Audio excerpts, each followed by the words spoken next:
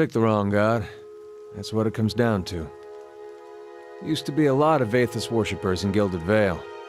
That mess of rocks over there, that was a temple to him, to give you some idea. Then one day, somebody named Waidwen shows up on Dyrwood's doorstep. Says he's the living flesh of Eothas. Got an army with him. Suddenly, Eothas isn't so popular in these parts. After the war, people took to punishing Eothas worshippers, accusing them of treason. Got real ugly, especially after the legacy started. Folks needed someone to blame.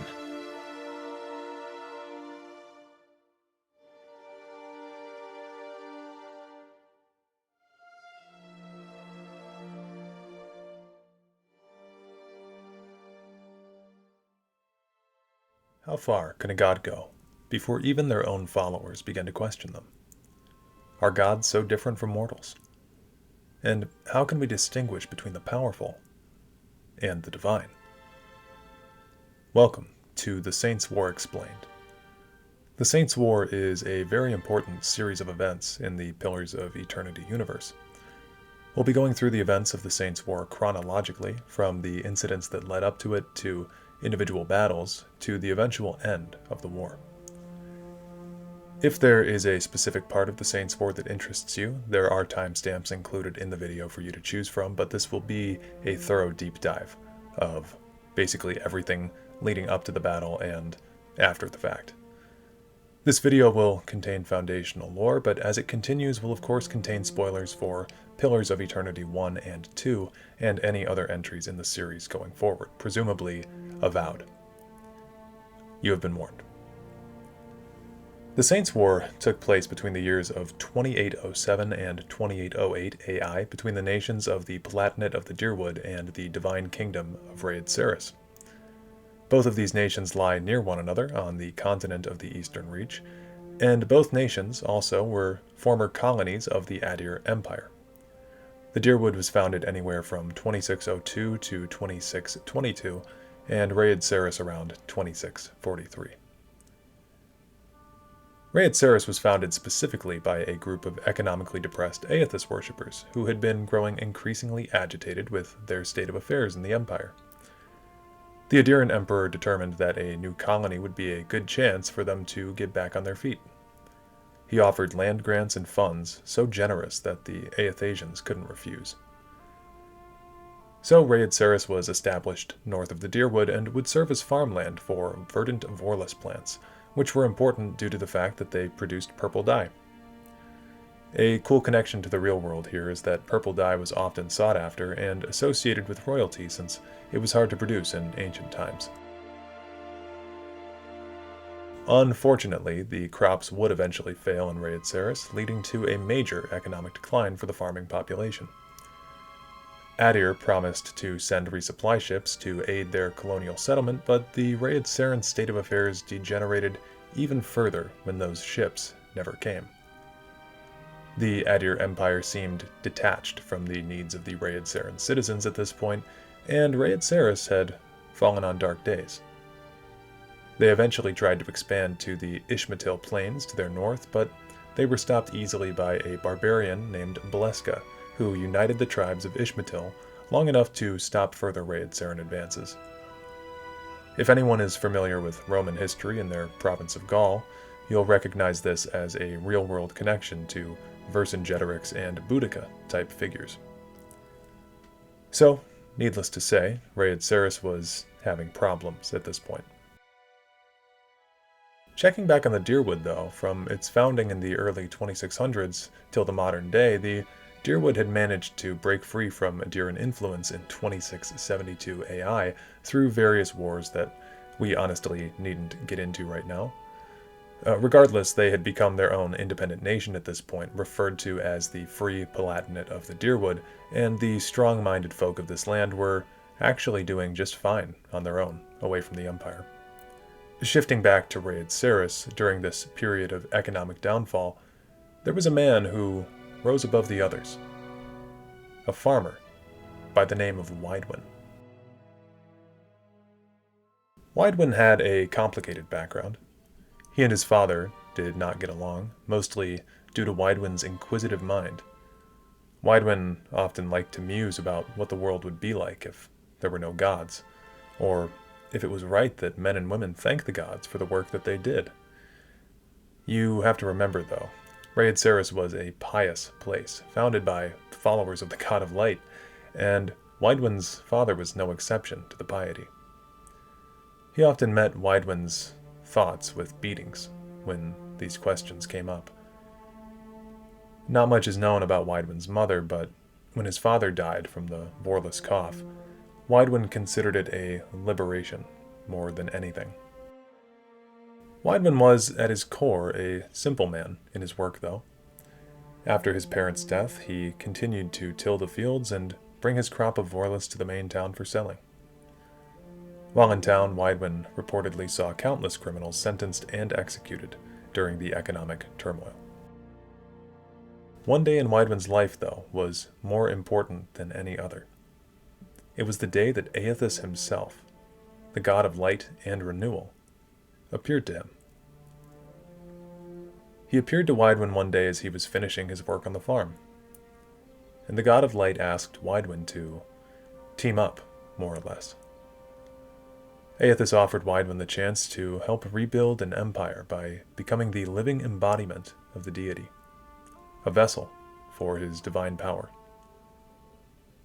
Naturally, Waidwen accepted. Soon after their convergence, Eothas and Waidwen bonded with one another.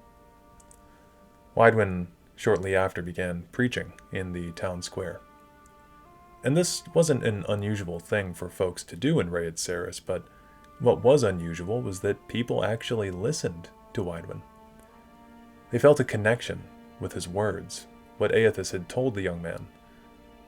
And what he had told him was that Readceras was being punished for their lack of piety in Eothas, and their devotion and reliance on the Adir Empire and their governor for support. Well, naturally, the Adirans didn't take too well to this message, but at this point, no one could tell what Waidwen was precisely. The government, regardless, feared his message, and it struck a chord with the devout civilians of Readceras who had been through quite a bit in the past few years. Waidwen, the whole time, claimed that all of his revelations were revealed to him by Eothas via the Dawn Stars, not that Waidwen was himself a vessel for the god. The government was at a difficult point in this period of their history. They didn't want to imprison Waidwen for fear of inciting a rebellion, but if they said nothing, they would be perceived as soft, opening gateways for more wild preachers and ideologies in the future. So they opted to try and discredit and humiliate him instead, to shake the faith of his followers. During Waidwen's most well-attended sermon, he was accosted by the town guard, who erected a pillory, placing Waidwen inside, as they began to recite a list of false accusations toward him, after which a brief hearing was held where an infliction of 30 lashes was proclaimed to be his punishment. Waidwen's followers were beside themselves with rage, but Waidwen insisted that the guard follow through on their punishment. Waidwen was met with only 5 lashes before the guard stopped. Something strange was happening in Readceras. Waidwen never screamed, and every lash of the whip that struck Waidwen's back proceeded to open up a flash of light from the farmer's skin. The colonial secretary attempted to stop the punishment early, but it was Waidwen, in a voice that apparently sounded not his own, who insisted that he receive the whole 30. Upon receiving the 30th lash, white light erupted from Waidwen's back and engulfed his head in a flaming crown. He stood up, the chains falling from his arms in molten pieces, and the pillory broken. With the full attention of the colony, the thing that was Waidwen finished his speech. He called for the people to rise up, but not as a mob, as pilgrims, tasked with delivering the bloody will of the divine. This whole event is referred to as the miracle of the Verdant Vorlas. After the miracle, Waidwen began to amass a following. A large following, in fact. He was seen as a prophet of Eothas, and within days he was able to approach the imperial governor with a small army of loyal Eothasians and Readcerans both. Upon reaching the governor, Waidwen's body became inhuman, luminescent. His head became a flash of blinding light, and the governor was all but forced to stand down in the wake of the divine power being demonstrated before him. Not that he wanted to. So he relinquished his authority to Waidwen, who became the first and only divine king of the now divine kingdom of Readceras. Waidwen's rule as divine king was uncontested. The people of Readceras saw themselves as blessed that their new god personally descended upon them as a leader. But Waidwen's rule became controversial very quickly. Waidwen soon began punishing the allies of the Old Empire, and afterwards he targeted corrupt churches or church leaders of Eothas. He considered them the poison of the world. Scrutiny escalated against the Divine King, and with it, the Divine King's scrutiny towards his faithful escalated as well. Soon, simple worshippers of Eothas were being punished for mere perceptions of heresy. Members of other religions were also added to the list of the persecuted for following different faiths. People who had caused Waidwen no strife were being punished. And this, for many people of Readceras, was the straw that broke the camel's back. How could Waidwen truly be an avatar of Eothas when he was committing such horrible acts? He must be a pretender, some thought. It's some cruel trick, said others. Many Eothasians were torn on the matter and turned against Waidwen after his atrocities against other faiths. Large segments of the population began to flee from Readceras to the Dyrwood, begging for sanctuary. And now you can see where the Dyrwood and Readceras began to intertwine here. All this time, the people of the Dyrwood had been aware of Waidwen, skeptical even. And now they were feeling the effect of the Divine King's iron rule in their own home. The Dyrwood knew that they could not sustain explosive population growth to their country if Waidwen's rule were to continue unchecked.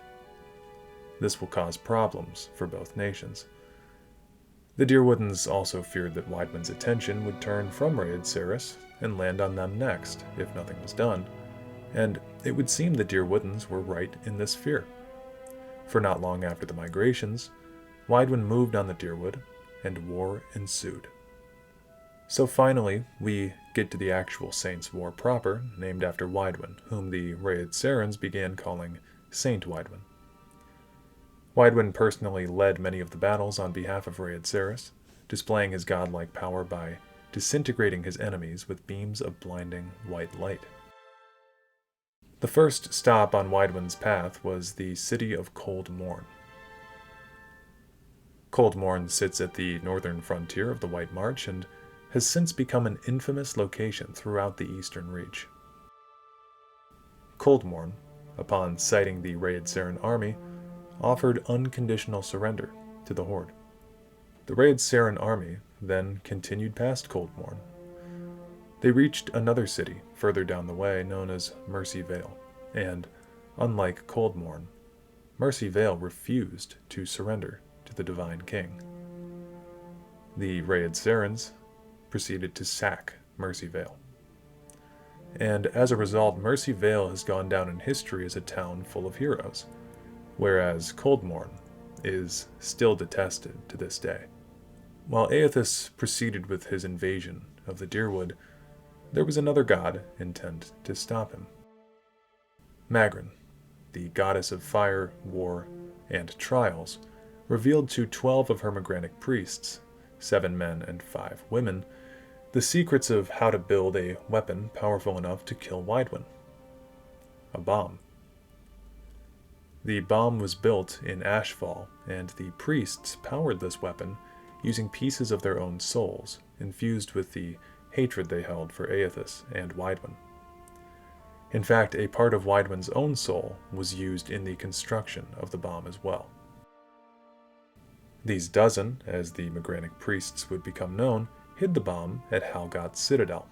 Halgot was a prime location for the weapon to be stored, since it was a large Dyrwood fortress on the border with Readceras, and if Waidwen wanted to make his way into the Dyrwood, he would have to go through Halgot's Citadel and cross the now infamous Evon-Dewar Bridge.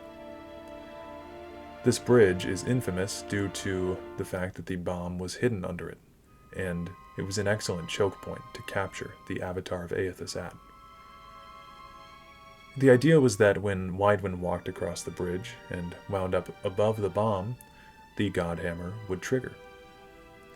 And many of the dozen gave their lives defending against the Readcerans on the bridge, and stalled Waidwen just long enough for the bomb to be primed. Or at least that's how the story goes. The Godhammer, the bridge, the Readcerans, the dozen, and of course Waidwen, all erupted in a brutal amalgam of flame, stone, and soul. The remaining Readcerans were easily defeated in awe at the blast that had devoured their Saint Waidwen. Halgot's Citadel, in honor of the battle, was renamed to Godhammer Citadel, and thus was the fiery conclusion to the Saints' War. However, there was now a lasting resentment toward Eothas worshippers throughout the Dyrwood, and though Waidwen was gone, Eothas remained, and thus his worshippers did too. You have to remember that not everyone believed Waidwen to be an actual avatar of Eothas. These people were not privy to information in the same way that you and I are. And as a result, horrible atrocities were committed against Eothas worshippers following the Godhammer's explosion. These atrocities are summed up and known as the Purges.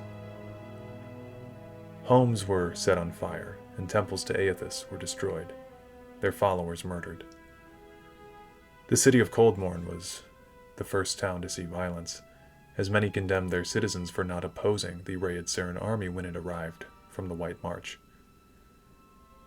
Typically, these crazed lynch mobs were led by Magranic priests who claimed that it was the will of their goddess to destroy the Eothasian worshippers. Unfortunately, the consequences of the Saints' War did not end with the Purges, at least not in the eyes of the public. In the year 2809, less than 1 year after the end of the Saints' War, the first Hollowborn child was recorded. And what is a Hollowborn, you may be asking? Well, a Hollowborn is a child born without a soul. Rather than crying or screaming, as most babies would, Hollowborns do not much more than stare into the distance, more akin to a breathing husk than a living being. More and more Hollowborn children were reported in the following days, weeks, months, and years. And many claimed that this was punishment for the Dyrwoodens killing a god, and thus the curse of the Hollowborn was dubbed Waidwen's legacy by many folk throughout the Dyrwood. For better or worse, soon animancers in Defiance Bay discovered what was believed to be a cure for the soulless children, though they were pressured into doing so quickly via confusion and outrage of the parents of these Hollowborn children. And you may be wondering, what is an animancer? Animancy is the study of souls, so animancers are those who study souls.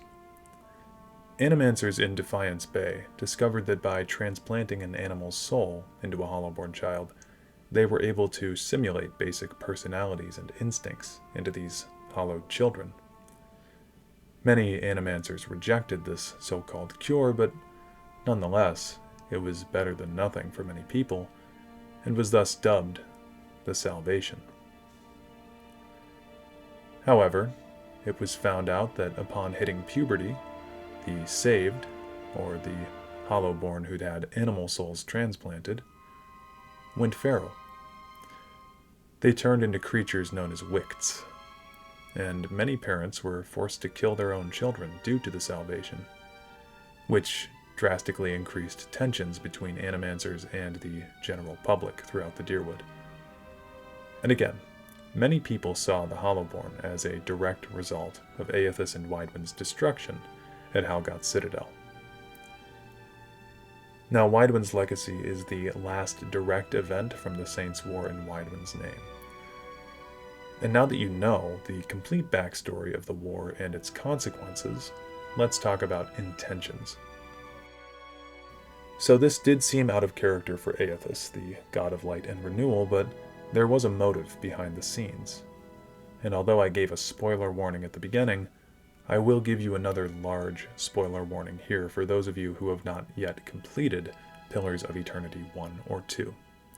If you don't really care though, and you're just watching this to get a little bit of history on Avowed, feel free to strap in.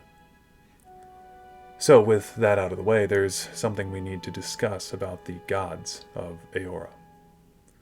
There are 11 gods in total, and these gods are not natural gods, as in they were synthesized. They were created.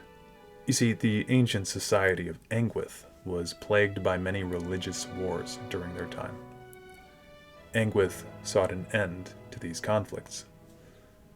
While researching gods through various means, animancy chief among them, they discovered that there were no gods. Or at the very least, if there had been a god or gods that created the universe, they were now gone. Therefore, all of the deities that were worshipped in the time of the Engwithans were false idols, fabrications. It was an undeniable discovery. The Engwithans couldn't refuse it. There were no gods. So they set upon creating deities themselves, as any rational society would. They figured that with everyone worshipping the same pantheon, the religious wars and disagreements would come to an end, and these new gods would provide guidance to a savage people, as Boudica puts it. Constructing these gods would be no easy task, however. The Engwithans began constructing machines across the land, capable of harnessing souls. Using a specific machine in an old Engwithan ruin known as Sun and Shadow, they used thousands of Engwithan souls to ascend into godhood, killing their hosts immediately. And this is the basics of what happened, and since this is supposed to be a video specifically on the Saints' War, we'll keep it at the basics, but the point of this is that this is the best kept secret on Eora. A group known as the Leaden Key was paramount in keeping this secret, and their leader, Theos Ix Arcanon, was an Engwithan himself, who had led the group for thousands of years. Every time that Theos died, his soul was reincarnated with all of his memories due to a pact that he'd made with Boudica, essentially making the Leaden Key last forever. With the Engwithan society gone, the Leaden Key's prime function was to ensure that the people of Eora never discovered their secret, and to stomp out anything that could dissuade people from the true nature of the gods. In the early years of their apotheosis, the gods used titans to inflict their will on Kith, and each of them, save Scan, was crafted from an ideal, intended to give meaning to the lives of mortals, and the personalities of these deities were shaped by these ideals. They helped shape society for years after their ascension, but Eothas had eventually grown tired of this secret. He thought that it was time to expose the gods for what they were, and he wanted Kith to stand together, united without their gods. He believed it possible, no matter how far-fetched the other gods perceived his mission. So, looking back, when Eothas merged with Waidwen and brought his army through the Dyrwood, he wasn't attempting to fully attack the Dyrwoodans, but more so he was attempting to march on Twin Elms to expose the machinery used at Sun and Shadow. But when presented with the Godhammer bomb at Avon Dŵr, he realized that Waidwen's immolation could serve a similar function at spreading doubt in the belief or the power of the gods. The curse of the Hollowborn, also, had nothing to do with Waidwen or Eothas. It was the Leaden Key who, using old Engwithan soul machinery, halted the flow of souls throughout the Dyrwood. They staged the entire event to make animancers look bad in the Dyrwood because, with how far advanced their animancy had become, the Leaden Key became worried that soon they would discover the god's secret. Interestingly as well, the dozen who created the Godhammer bomb did not all die in the explosion.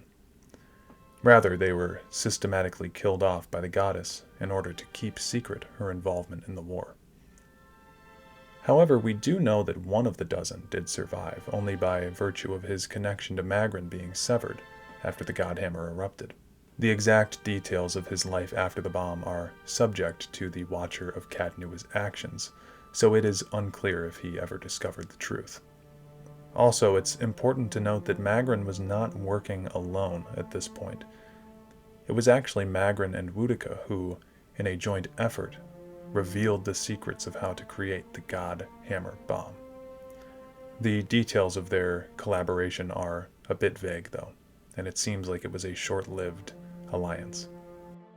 In 2823 AI, the souls that Theos halted were dealt with, and children returned to being born with proper souls in the Dyrwood. However, by the year 2828 AI, roughly 5 years later, Eothas returned. Rather than using a kith as his vessel this time, he merged with a gigantic statue comprised of Adra, created in the visage of Maros Nua, the son of Ad Nua, who was an old Engwithan who became obsessed with animancy after the death of his aforementioned son. Eothas believed that he did not go far enough with the Saints' War, and as a result he used the Colossus of Adra to march to the old Engwithan site of Ukaizo in the Deadfire Archipelago. Ukaizo is a drastically important Engwithan site because it houses the control over what is referred to as the Wheel. You see, the Wheel in Eora is a phenomenon which recycles souls into new beings.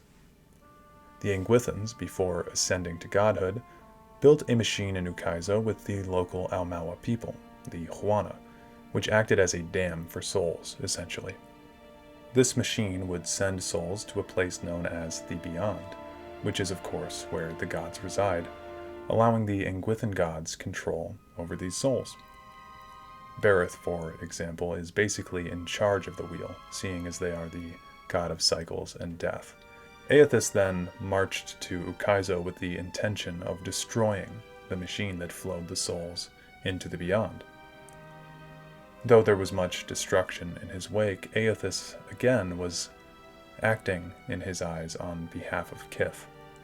The way Eothas saw it was that the gods had controlled the fates of mortal lives for too long, and it was his duty to destroy the Wheel once and for all, to diminish the role of the gods and elevate the role of the Kith. So, with that said, the fate of the world of Eora is uncertain, as this is the ending of Pillars of Eternity 2, and we have yet to get a sequel on the canon version of events going forward, if ever there will be one. The player character can convince Eothas of a number of different endings, but the main follow-through is that the machine at Ukaizo is inevitably destroyed. New souls birthed into the world are now being pooled in the in-between, which is the place that spirits travel on their way to the Beyond. Eothas believes that this fight to regain the flow of souls will unite the factions of the world to a common cause, and make Kith reliant on each other, rather than the gods. So now you have the full picture of the Saints' War and its consequences, of Eothas' intentions and Waidwen's purpose in it all. We've learned about the Engwithans, the gods, and their secret. And what you do with this information is up to you. If you've made it this far into the video, thank you very much. If you've never played these games before, I would highly consider giving the Pillars universe a chance, as it's a close second with Elder Scrolls for me in terms of fantasy, due to the excellent story, characters, and choices, which, honestly, the Elder Scrolls tends to lack. The attention to details alone allows for a much more engaging narrative, and the people in the world tend to feel a bit more realistic. I thought this would be a good time to get this video out too, since Avowed should be right around the corner, which is an extension of the Pillars of Eternity world of Eora. So thanks for watching. Be sure to tell me if I missed anything in this video. Be sure to tell me if I messed anything up in this video. And I'll make sure to see you in the next one and in the comments below. Peace out.